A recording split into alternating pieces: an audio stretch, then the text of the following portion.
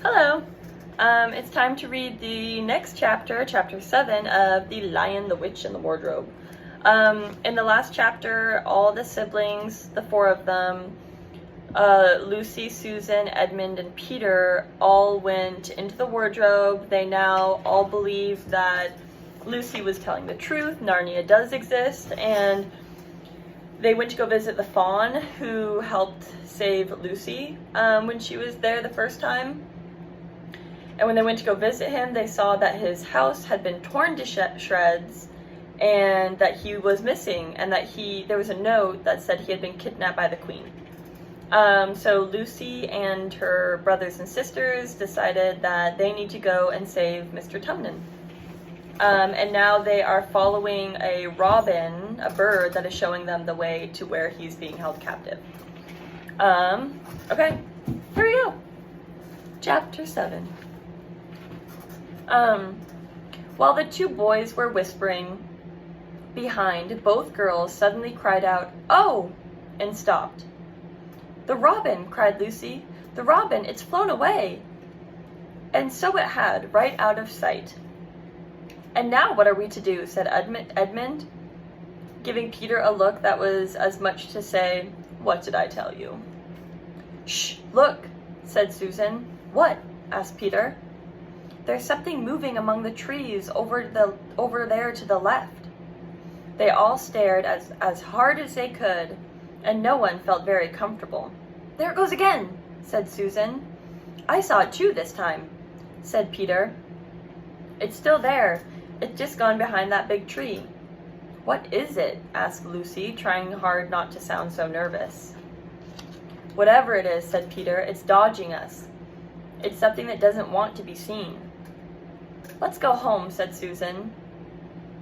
And then, though nobody said it out loud, everyone suddenly realized the same fact that Edmund had whispered to Peter at the end of the last chapter. They were lost. "What's it like?" said Lucy. "Oh, it's a kind of animal," said Susan. "And look, quick, there it is." They all saw it this time. A whiskered, furry face, which had looked out at them from behind the tree. But this time it didn't immediately draw back. Instead, the animal put its paw against its mouth, just as the humans put their fingers on their lips when they're being signaled to be quiet. Like that. Then the animal disappeared again. The children all stood holding their breath. A moment later, the stranger came out from behind the tree and glanced all around as if it were afraid somebody was watching it. And then it said, "Hush!" and made signals for them to join it in the thicker bit of the wood where it was standing. And then once more it disappeared. "I know what it is," said Peter. "It's a beaver. I saw the tail." "It wants us to go with it," said Susan. "And it's warning us not to make a noise." "I know," said Peter. "The question is, are we going to go to it or not? What do you think, Lou?" "Oh, I think it's a nice beaver," said Lucy. "Yes, but how do we know?" said Edmund. Shan't we have to risk it?" said Susan. "I mean, it's no good just standing here, and I feel like I want some dinner." At that moment, the beaver again popped its head out from behind the tree and beckoned them earnestly to come over. "Come on," said Peter, "let's give it a try. All keep close. We ought to be a match for a beaver if it turns out to be an enemy." So the children got close together and walked up to the tree, and behind it, there sure enough there was a beaver. But it still drew back, saying to them in a hoarse, throaty whisper, "Further in, come further in. Right there, it's not safe in the open." Only when it had led them into a dark spot where 4 trees grew so close together that their brows met the brown earth, and the pine needles could be seen underfoot, because no snow was able to fall there, did he begin to talk to them. "Are you sons of Adam and daughters of Eve?" it said. "We are some of them," said Peter. "Shh," said the beaver. "Not so loud, please. We're not safe even here." "What are you afraid of?" said Peter. "There's no one here but ourselves." "There are the trees," said the beaver. "They're always listening. Most of them are on our side, but there are trees that would betray us to her. You know what I mean?" And it nodded its head several times. "If it comes to talking about sides," said Edmund, "how do we know that you're a friend?"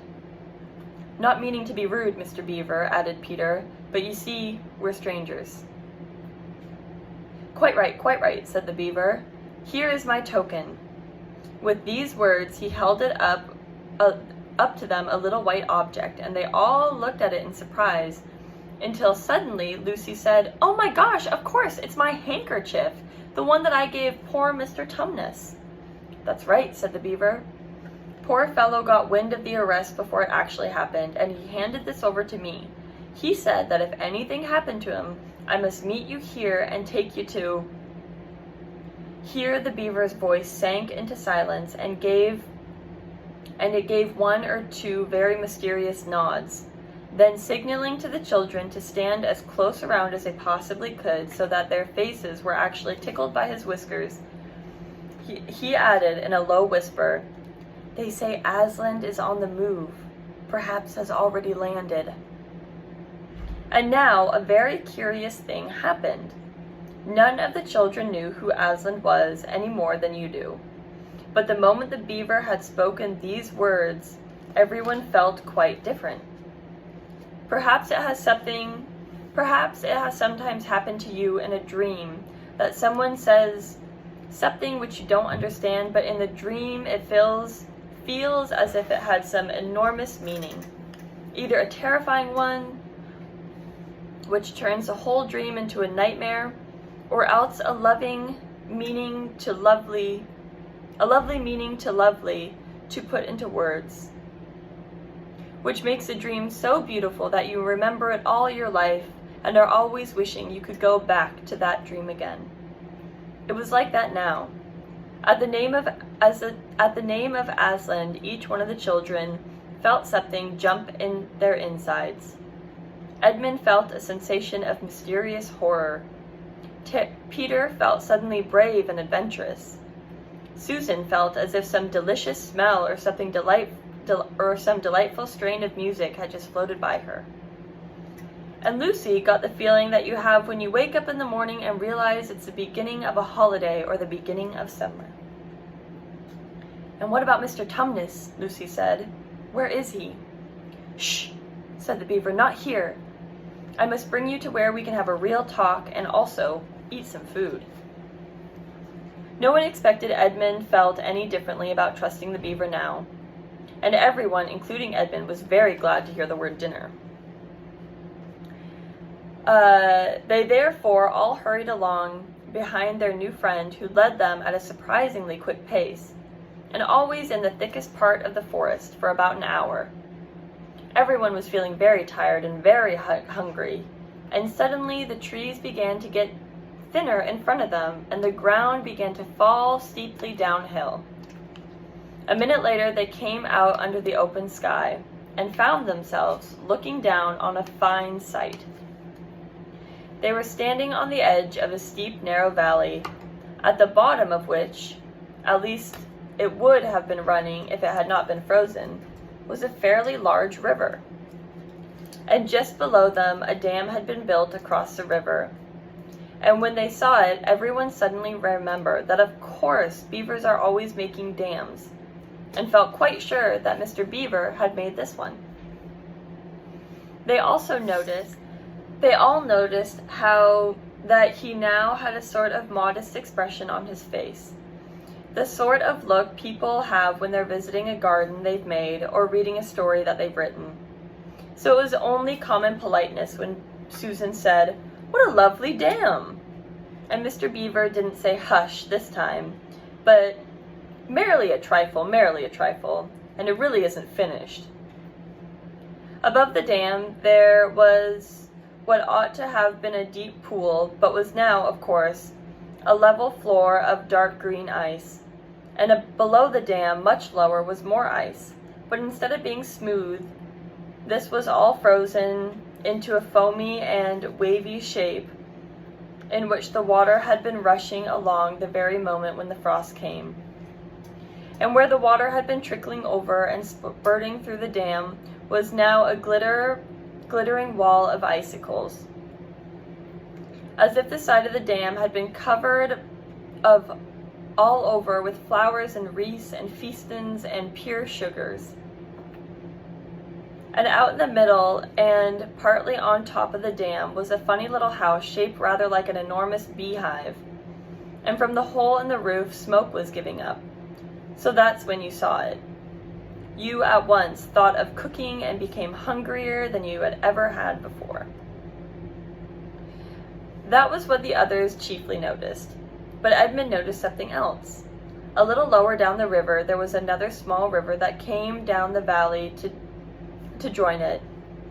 And looking up that valley, Edmund could see two small hills.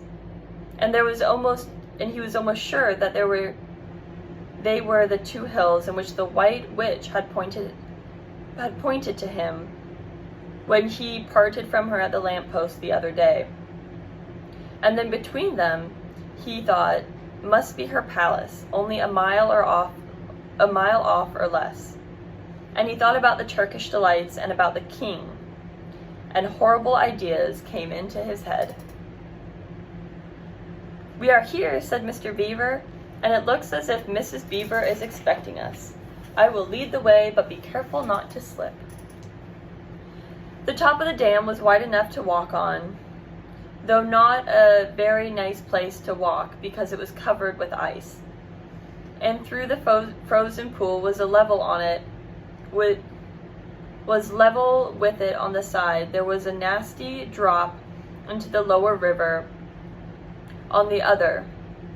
Along this route, Mr. Beaver led in a single file right out the middle, where he could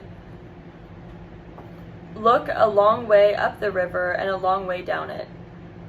And when he reached the middle, they were at the door of the house. "Here we are, Mrs. Beaver," said Mr. Beaver. "I have found them. Here are the sons and daughters of Adam and Eve." And they all went into the house. The first thing that Lucy noticed when she went in was a burring sound. And the first thing she saw was a kind-looking old she-beaver sitting in the corner with a thread in her mouth, working busily on her sewing machine. And it was from it that the sound came. She stopped her work and got up as soon as the children came in. "Oh my gosh, you've come at last," she said, holding out both her wrinkled paws. "At last! To think that ever I should live to see this day. The potatoes are boiling and the kettle singing, and I dare say, Mr. Beaver, you'll get us some fish." "That I will," said the beaver, and he went out of the house, and Peter went with him. And across the ice of the deep pool to where he had a little hole in the ice, which he kept open every day with his hatchet. They took a pail with them, and Mr. Beaver sat down quietly on the edge of the hole. He didn't seem to mind the cold.